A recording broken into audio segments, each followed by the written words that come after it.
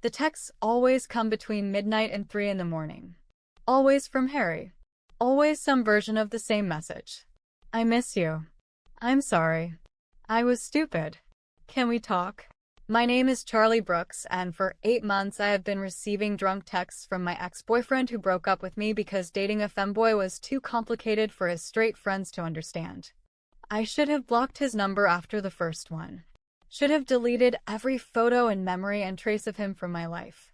But every time his name lights up my phone at 2 in the morning, my heart does this stupid thing where it forgets all the pain and remembers only how good it felt when he loved me. Harry and I met at a house party 2 years ago. I was there as Charlie, wearing jeans and a hoodie, trying to blend in with all the other guys. He was there with his rugby team friends, being loud and confident and magnetic in ways that made everyone want to be near him. We talked for hours that night about books and music and dreams we had never told anyone else. When he asked for my number, I gave it to him, thinking nothing would come of it. Guys like Harry did not date guys like me. But he texted the next day. And the day after that. Within 2 weeks, we were inseparable. The first time I showed him my feminine side was 3 months into dating. I had been terrified he would leave immediately. Instead, he looked at me in my lavender dress and said I was the most beautiful thing he had ever seen. "This is you?" he asked, touching the fabric gently. "This is me," I said. "Then this is who I love," he said, and kissed me like he meant it. For a year, I believed him. We would spend weekends at his apartment where I could be fully feminine. He would take pictures of me and call me beautiful and hold me like I was something precious. He introduced me to his sister as his boyfriend, and she loved me instantly. But he never introduced me to his rugby friends. Never posted pictures of us together. Never acknowledged me in public when we ran into people he knew. "They would not understand," he would say whenever I asked why. "Give me time." I gave him a year. A year of being his secret. A year of watching him pretend I did not exist whenever his friends were around. A year of being beautiful only behind closed doors. The breakup came on a random Tuesday. No warning. No big fight.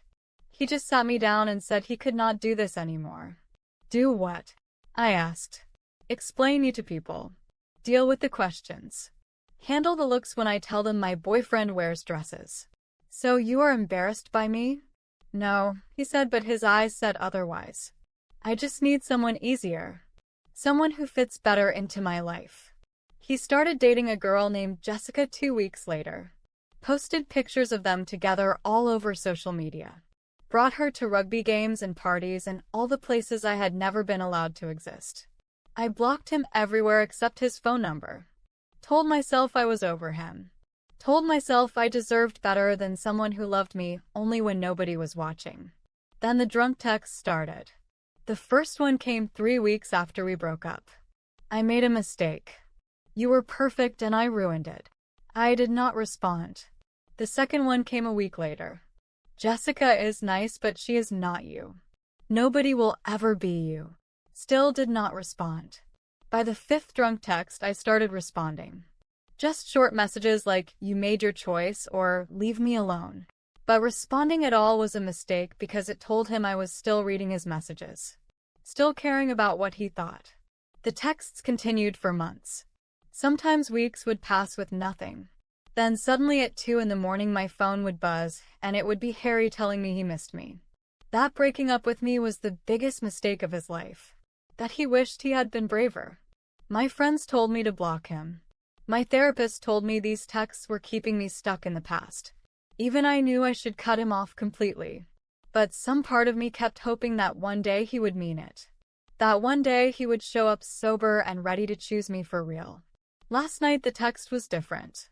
"I need to see you. I have something important to tell you. Please.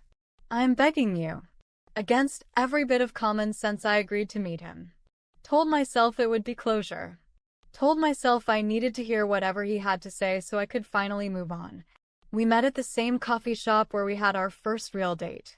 Harry was already there when I arrived. He looked tired and nervous and nothing like the confident guy I had fallen in love with. "Thank you for coming," he said as I sat down. "What do you want, Harry?" "I broke up with Jessica," he said. "Good for you." "I broke up with her because I told her about you." Told her I was still in love with my ex-boyfriend who wears dresses and does makeup and is the most beautiful person I have ever known. She said I should go find you. Said I was an idiot for letting you go. I stared at him waiting for the catch. There was always a catch with Harry. I also told my rugby team, he continued. Told them everything. About us. About how I was too much of a coward to admit I was in love with a femboy. About how I chose their approval over your heart. What did they say? Half of them did not care at all. Said they wished I had trusted them enough to be honest. The other half stopped talking to me. He looked at me seriously. I do not care about the ones who left. I care that I lost you because I was too scared to lose them. So what do you want from me now? Forgiveness? Another chance? I want to earn you back, he said. Not behind closed doors this time. Not as a secret. I want to post pictures of us together. I want to bring you to games and parties. I want everyone to know that I am with the most incredible person in the world and I do not care what they think about it. I wanted to believe him so badly it hurt. But I had heard pretty words from him before. Had believed promises that crumbled the moment they became inconvenient. Actions speak louder than drunk texts, Harry, I said, standing up to leave. Wait, he said, pulling out his phone. I already started. He showed me his Instagram. The most recent post was from an hour ago. A picture of us from when we were dating. Me in a pink dress looking happy and feminine. Him with his arm around me looking proud. The caption said, "This is Charlie. He is my ex-boyfriend. I broke up with him because I was ashamed of who he was. I was wrong. If he will give me another chance, I promise to spend the rest of my life making it up to him." The post had over 300 comments. Most of them supportive. Some of them cruel. But Harry had posted it anyway. Had made himself vulnerable. Had chosen me publicly for the first time. I know one post does not fix everything, he said. I know I hurt you badly. But I am ready to do the work, Charlie. I am ready to be the person you deserve me to be all along. I looked at him sitting there looking hopeful and scared. Part of me wanted to walk away. Make him suffer the way he made me suffer. But another part remembered how good we were together when he was not hiding me. I need time, I said. I need to see that this is real and not just another late-night impulse you will regret in the morning. I will wait as long as it takes, he said. That was 3 weeks ago. Harry has been texting me every day since then. But now the texts come at normal hours. Sober texts asking how my day was. Sending me articles he thinks I would like. Telling me about his life without making it about wanting me back. Yesterday he invited me to one of his rugby games. Said I could bring friends if I wanted. Said he was going to introduce me to everyone regardless of what I was wearing. I showed up in a skirt and crop top. Hair done. Makeup perfect. Being completely myself in front of all the people Harry used to hide me from. He saw me in the stands and smiled bigger than I had ever seen him smile. After the game, he brought me down to meet his teammates. Everyone, this is Charlie, he said with his arm around me. He is the person I told you about. The one I am trying to win back. His teammates were awkward but mostly kind. Asked genuine questions. Treated me like a person instead of a curiosity. It was not perfect, but it was real. During one quiet moment, I pulled out my phone and showed Harry a book I'd found on Amazon called The Femboy Secret in my closet. Sharing it with him felt like testing whether he could handle all parts of my world. He read the description and said, "Can I read it too? I want to understand your journey better." That was when I knew something had actually changed. The old Harry would have nodded politely and changed the subject. This Harry wanted to learn. Wanted to be part of my world instead of asking me to shrink myself to fit into his. But here is the twist I did not see coming. Last week, Harry introduced me to his new roommate. A guy named Jordan who just moved to town. Jordan was friendly and welcoming and made me feel comfortable immediately. Later that night after Jordan went to bed, Harry pulled me aside. "I need to tell you something about Jordan," he said. "Something I probably should have mentioned earlier." "Okay," I said nervously. "Jordan is my half-brother. Same dad, different moms. We only recently connected after our dad died." He took a deep breath. Jordan is trans. He transitioned 5 years ago. Our dad disowned him for it. I stared at Harry, trying to understand what he was telling me. That is why I posted about you when I did. Harry continued. Jordan found me on social media and reached out wanting to reconnect. When I saw pictures of him living authentically despite losing his family, I realized how much of a coward I had been. How I threw away something real because I was scared of judgment. So you came back to me because of your brother? I came back to you because seeing Jordan made me realize that the people worth keeping in your life are the ones brave enough to be themselves.